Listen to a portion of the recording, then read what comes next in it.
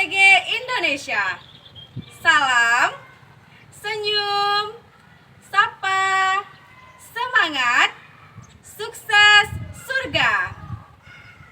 Perkenalkan, saya Evi Ridayani, guru Bahasa Indonesia di SMP Negeri 8 Kota Banda Aceh. Sekaligus sebagai mahasiswa Pendidikan Bahasa Indonesia PPG dalam jabatan kategori 2 tahun 2022 LPTK Universitas Bina Bangsa Gate Sempena siap mengikuti uji kinerja pada tanggal 13 Desember 2022.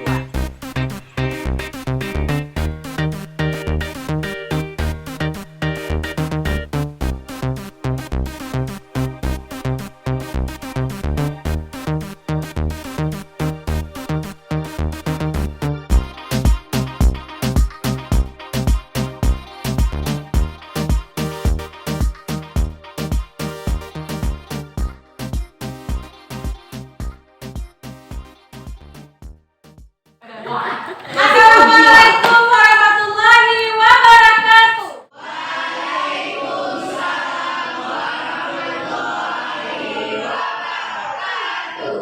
Apa kabar anak-anak ibu hari ini, sehat? Sehat ya, masih semangat belajarnya? Udah jajan semuanya? Oke. Sebelum kita mulai pembelajaran, mari sama-sama kita berdoa supaya pembelajaran kita hari ini diberikan keberkahan oleh Allah Subhanahu wa taala. Siapa yang memimpin doa? Ada yang mau? Ayo siapa? Hafizul. Oke. Sebelum kita belajar, mari kita membaca doa bersama. A'udzu billahi minasyaitonir rajim. Bismillahirrahmanirrahim. Rabbi shrah li sadri wa yassir li amri wahlul 'uqdatam min lisani yafqahu qawli. Rabbi zidni ilman warzuqni fahman. Raditu billahi rabba wa bil islami dina wa bi Muhammadin nabiyya wa rasulah. Sebelumnya terima kasih mengucapkan untuk Hafizul karena telah memimpin doa pada hari ini ya. Semoga doa yang kita bacakan tadi mampu membawa keberkahan untuk kita sehingga kita bisa menerima pembelajaran yang mudah. Baik, sebelum kita memulai pembelajaran, Ibu akan absen dulu ya siapa yang hadir dan tidak ya.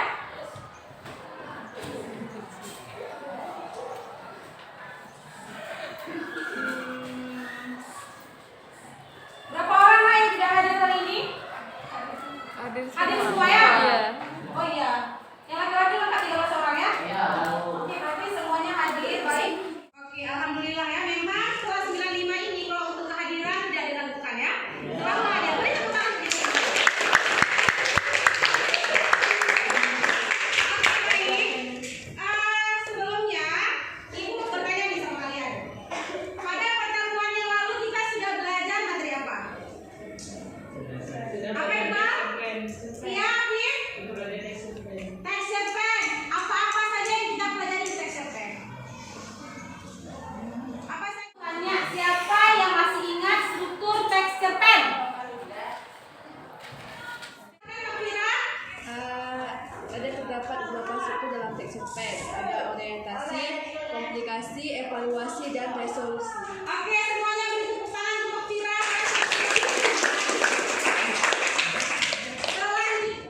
Ciri kebahasaan dari texture pen yang sudah kita pelajari apa saja?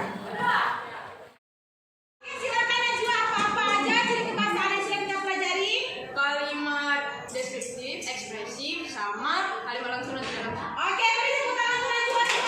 Ada yang tahu nggak hari ini kita mau belajar apa? Iya, silakan Bella. Hari ini kita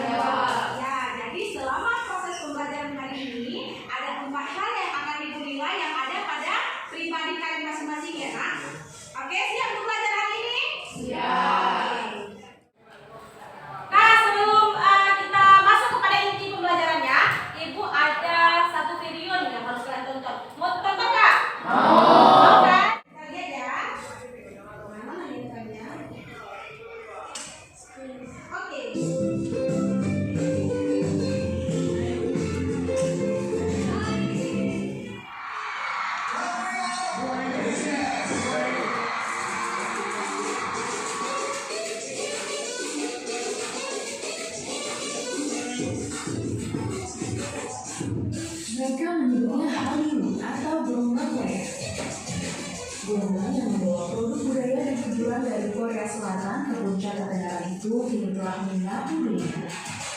Awal 2020 ini kita juga menyaksikan untuk pertama kalinya dalam sejarah, film berbahasa non-Inggris menang piala Oscar kategori film terbaik, dan film itu ialah Parasite dari Korea Selatan. Bagaimana bisa negara yang dulu seperti Indonesia sempat menjadi Jepang dan terkena krisis 97-98 kini menjadi pemain utama di industri hiburan dunia?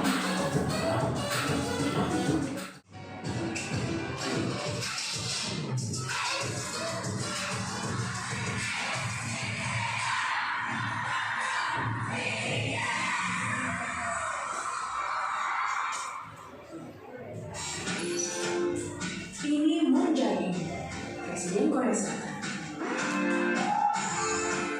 Tahun 2017, untuk kado pernikahan putri Presiden Jokowi, Kahiyang Ayu, dia menghadiahkan video pesan dari Choi Min-ho, personal Shiny, dan album EXO. Kalau Moon jadi Presiden Korea Selatan di tahun 60-an sampai 80-an, rasanya sulit membayangkan Moon kasih hadiah semacam itu. Dan akhirnya tumbuh setelah keran kebebasan sipil mulai dibuka sejak awal 90-an. Setelah menonton video barusan, Ibu mau tanya sama kalian nih, bagaimana tanggapan kalian mengenai Hallyu yang sedang melanda kaum remaja Indonesia? Tadi Hallyu itu apa, Nak? Demam Korea. Demam Korea Selatan. Jadi virus-virus Korea baik secara musik, film, dan bahkan budaya mereka pun sudah mulai trending ya pada remaja di Indonesia. Menurut kalian nih, tren ini apa positifkah, negatifkah, atau bagaimana? Ya, silakan Najwa. Menurut saya, hal ini ada juga dampak positifnya. Seperti dari drakor kita bisa mendapatkan pengetahuan tentang budaya atau bahasa Korea. Iya, berarti Najwa menanggapi secara positifnya ya. Oke, baik. Selanjutnya ada nggak kira-kira komentar negatif kalian tentang? Ya, silakan Genta.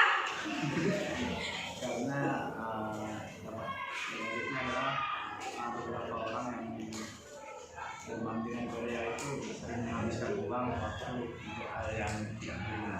Oh, berarti dilihat dari sisi negatifnya menghambur-hamburkan uang hanya untuk menonton Korea gitu ya maksudnya. Oke, baik. Oke, terima kasih ya Genta. Ada lagi kira-kira yang mau menanggapi tentang demam Hallyu ini? Ada? Oke, silakan Rafa. Lalu sering nonton jadi lupa sholat. Oh, jadi Rafa melihat dari sisi keagamaan ya.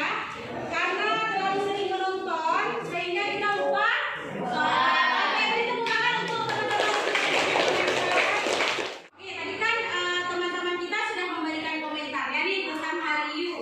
Nah, kira-kira dari komentar teman-teman tadi bisa kita pakai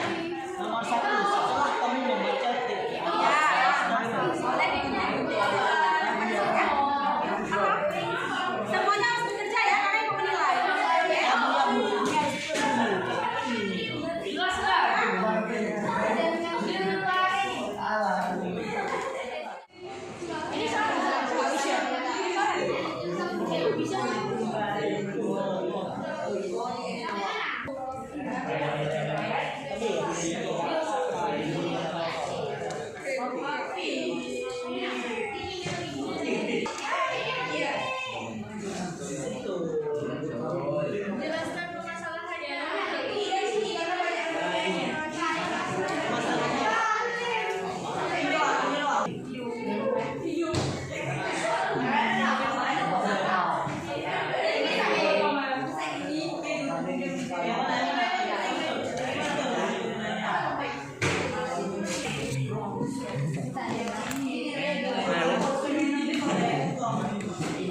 nomor 1 sampai mana? Nggak boleh. Sampai mana ada? Nggak boleh nih.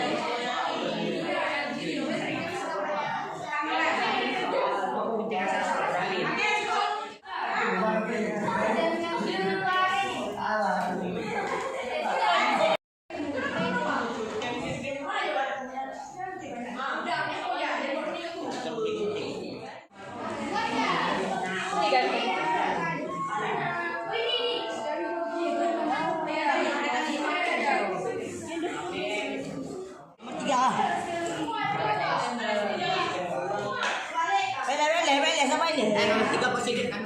Dapat diam ya. Masalah ini.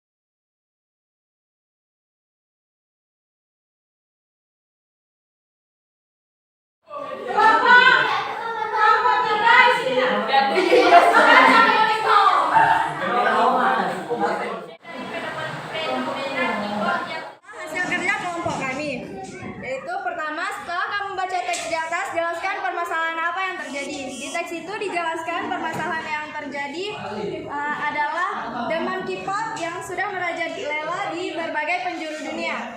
2. Jelaskan dampak negatif dari fenomena K-pop yang sedang digandrungi oleh remaja. Dampak negatifnya adalah kita sering menghabiskan waktu dan uang untuk sesuatu yang tidak berguna. 3. Jelaskan dampak positif dari fenomena K-pop yang sedang digandrungi oleh remaja.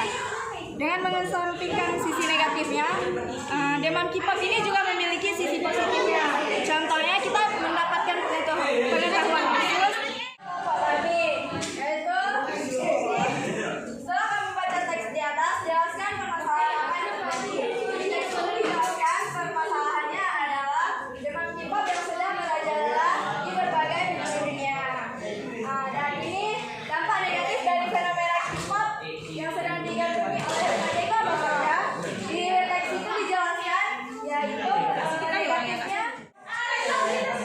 Jadi hasil kerja kelompok kami yang pertama, fenomena K-pop yang mulai digandrungi oleh masyarakat Indonesia terutama para remaja membuat media memanfaatkannya dengan cara menayangkan berbagai hal yang berhubungan dengan Korea seperti dramanya, filmnya, dan lain-lain. Terus dampak negatif dari fenomena K-pop adalah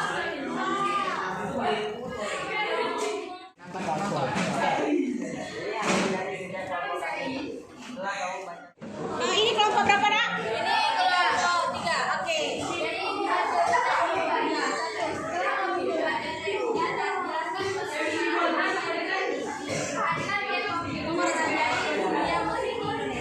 Terutama di kalangan remaja, membuat para remaja lebih tertarik dengan musik Korea daripada musik asli Indonesia. Padahal Indonesia juga memiliki musik yang tak kalah dengan musik dan masih banyak lainnya. 2.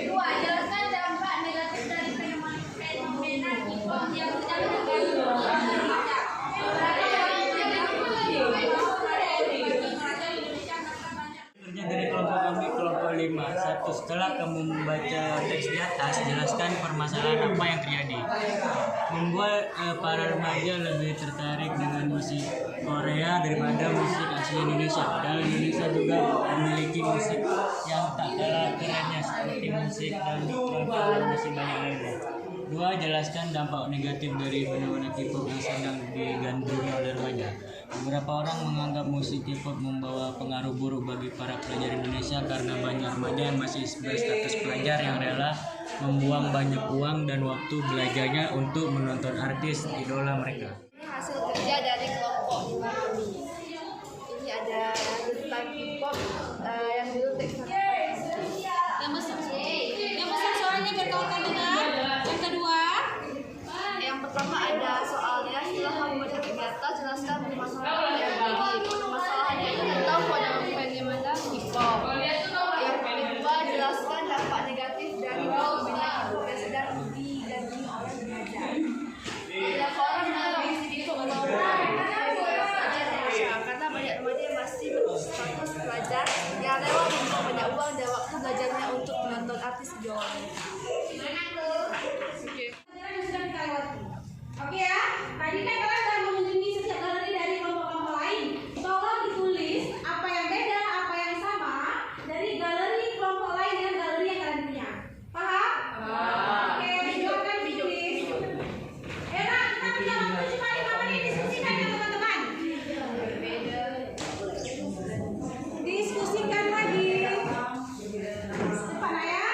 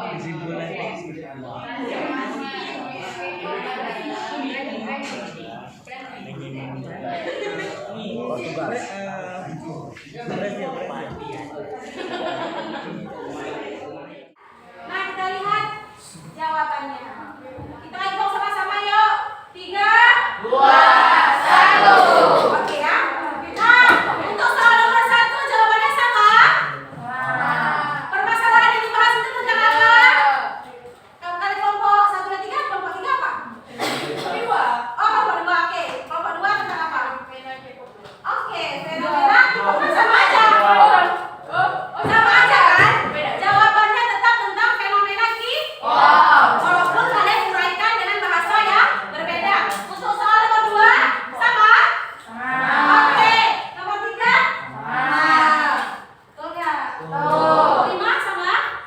Kelompok 4? Sama semua? Oke, udah pintar sebenarnya ya jawab soal ya. Ini dia untuk nomor 4 kalimat pujian. Musik hip hop juga memiliki sisi positif, yaitu dengan masuknya musik hip hop, maka bertambahnya pengetahuan khususnya pelajaran tentang budaya dan bahasa Korea. Oke, ini dari kritikannya banyak ya. Rupanya fenomena hip hop versi teks tanggapan yang kita bahas lebih banyak kritikannya atau lebih banyak negatifnya daripada positifnya. Oke. Nah, sekarang oke, setelah melakukan pembelajaran tadi, kira-kira kalian udah tahu nggak isi informasi pada teks tanggapan kritis? Sudah tahu? Oke. Apa-apa saja? Ada informasi berupa apa aja ya dalam teks tanggapan kritis? Iya, kalimat kritik. Terus ada informasi berupa pujian. Selain kritik juga ada pujian. Nah, Ibu minta satu orang aja untuk menyimpulkan pembelajaran kita hari ini, supaya Ibu tahu nih, oh orang ini siswa-siswa Ibu pada hari ini betul-betul paham tentang pembelajaran. Ya, siapa yang bisa menyimpulkan? Oke, silakan Najwa. Dalam teks tanggapan kritis terdapat informasi berupa pujian, kritik, dan sanggahan. Isu yang kita bahas hari ini adalah tentang drama Korea. Baik, beri tepuk tangan untuk Najwa semuanya. Najwa maaf ya, beri tepuk tangan untuk Najwa sekali lagi. Oke, nah ini Ibu mau menampilkan inti dari pembelajaran kita hari ini yang telah kalian diskusikan itu sebenarnya ini. Kita lihat ya, kira-kira pemahaman kalian tentang kritik, tentang kalimat pujian itu benar atau tidak? Oke ya. Berupa kritik dan pujian. Sudah pernah dengar belum? Iya, benar sekali anak-anak ibu. Kritik merupakan ungkapan tidak setuju yang dilengkapi dengan alasan yang membangun, bukan menjatuhkan. Ingat ya, sedangkan pujian adalah ungkapan rasa setuju mengenai suatu hal. Pujian ini dapat berupa penghargaan atau sanjungan. Nah, kira-kira teks tanggapan itu apa ya? Kritik. Tanggapan itu terdapat dua hal di dalamnya anak-anak ibu, yaitu kritik dan pujian. Kira-kira apa ya kalimat kritik? Kalimat kritik merupakan ungkapan ketidaksetujuan terhadap suatu hal yang dilengkapi alasan. Sedangkan pujian, ungkapan rasa setuju mengenai suatu hal. Nah, sekarang anak-anak ibu kita lihat ciri-ciri dari teks tanggapan. Pertama, memuat tanggapan terhadap fenomena yang terjadi di sekitar dengan disertai fakta dan alasan. Yang kedua, sopan, logis, dan jelas. Yang ketiga, terdapat penilaian kekurangan dan kelebihan. Dan yang keempat, terdapat saran terhadap apa yang ditanggapi. Selanjutnya, tujuan teks tanggapan. Adapun tujuan teks tanggapan yaitu untuk memberikan penilaian tentang kelebihan dan kekurangan dari sebuah teks yang juga disertai dengan saran. Kemudian, Ibu sudah siapkan asesmen atau post-teks kalian untuk mengukur sejauh mana tingkat kepemahaman kalian tentang pembelajaran kita hari ini. Nggak banyak-banyak, cuma 3 soal. Oke? Langsung bisa buka kelas saya dikasih Ibu ya. Oke? Ini dia soalnya. Cepat ya. Nomor 1, waktunya 2 menit. Sedikit. Oke. Nomor 1 udah selesai? Sekarang nomor 2. Oke, cepat nak jawabnya kan 1 misalnya C aja. Nggak usah tulis lagi. Oke, udah selesai?